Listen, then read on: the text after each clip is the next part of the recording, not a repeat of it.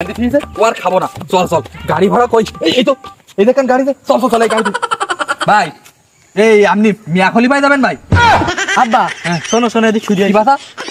শালা চুদির ভাই আব্বা, ওটা মিয়া খলিফা না, ওটা বুজ খলিফা, বুজ খলিফা। ও তাই এত জোরে বাপের কেউ মারে? ভাই তো বুজ খলিফার ভাড়া কত নেবেন?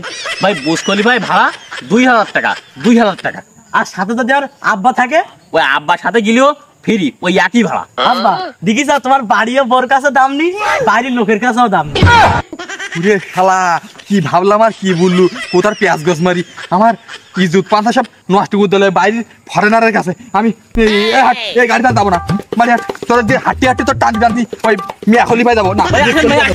ওরে শালা, এটা ভাড়া কষ্ট সিস্টেম বাদালাম, তাহলে ভাড়াটা টেনিসই নাই, মিয়া খলিফায় যাবেন। তা জাগি যাই দেখি আর কোনো ভাড়া মাতি পারি কিনা।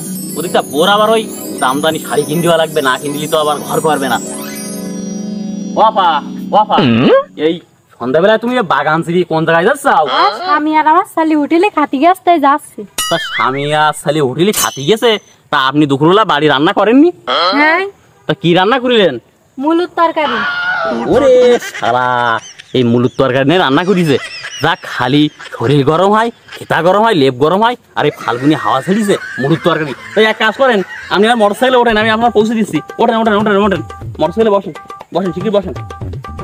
দেখি এই চলেন চলেন। জামদানি মারলে একটু ভাড়া না হয়নি, তাই কি হয়েছে? জামদানি মারলে একটু ঘুরিয়ে আসি, এই